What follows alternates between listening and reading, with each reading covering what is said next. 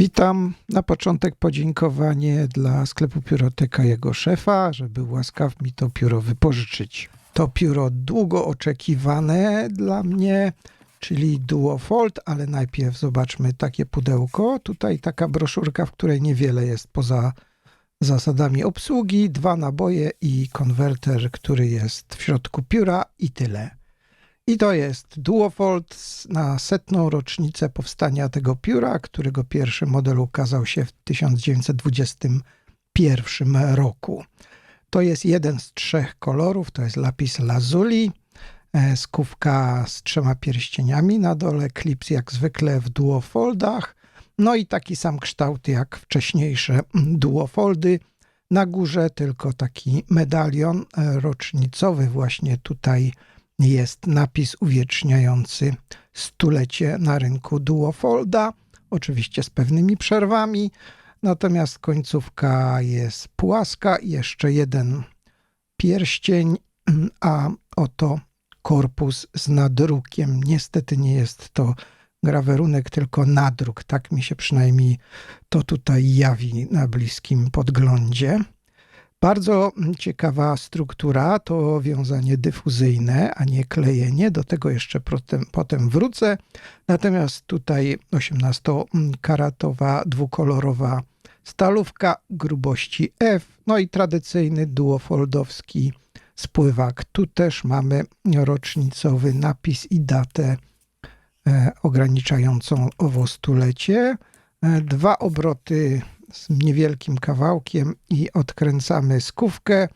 Właściwie wiele o tym modelu nie muszę mówić, bo wszystkie pozostałe Duofoldy wyglądają praktycznie tak samo. Ich konstrukcja główna. Ten gwint nie za bardzo przeszkadza w trzymaniu. Dla mnie i bez skówki pióro ma odpowiednią długość do opisania.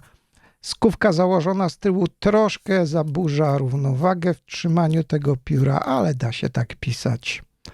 Nie powiem tu żadnych odkrywczych wieści, bo zasilać można te pióra tylko konwerterami i nabojami parkerowskimi.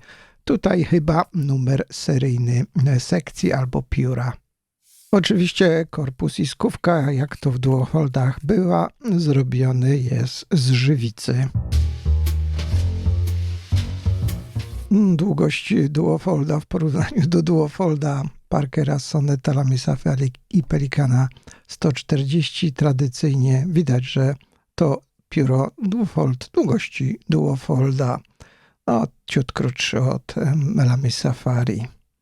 Natomiast pozwolę sobie jeszcze porównać pierwszą edycję, a właśnie to jest Flat Top, to jest Streamline Duofold z lat 30.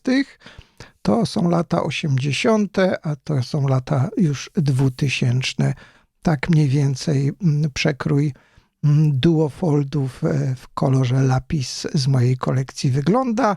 Ma ono 13 cm i 7 mm długości założoną skówką, natomiast 12,8 mm długości bez skówki. Co do średnicy sekcji to 11 mm tutaj mamy, a korpus niewiele ponad 13 mm średnicy, a waży pióro 33 gramy. Próbka pisania Duofoldem to dla mnie żadna nowość. Stalówka pisze jak stalówki pozostałych Duofoldów. Jest to FK, ale nie jest to cienka FK, to raczej takiej średniej grubości FK, ale bez przesady nie jest to gruba stalówka. Myślę, że zupełnie akceptowalna jako FK, bo z Duofoldami to różnie bywa, raczej grube Fki. Nic mi tu nie przerywa, stalówka po dociśnięciu trochę więcej atramentu podaje, bez nacisku przepływ dobry.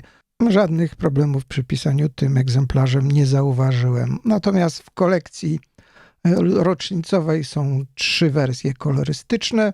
Tak jak tu widać na zdjęciu, dla mnie numerem 1 jest lapis lazuli, dlatego go pokazuję. Cieszy mnie, że Parker nic tu nie wydziwiał z Duofoldem rocznicowym. Jest to stary, dobry Duofold, klasyczny wygląd i bardzo atrakcyjne pióro. natomiast wykonane jest z 300 elementów, takich jak tutaj widać na zdjęciu, i poprzez tą metodę wiązania dyfuzyjnego bezklejowego jest to zrobione w całość. Myślę, że tutaj jeszcze na dole mamy nadruk Parker France i kod roku produkcji.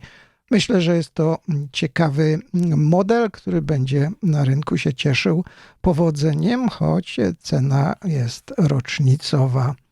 Dziękuję jeszcze raz Piórotece za wypożyczenie pióra i do usłyszenia.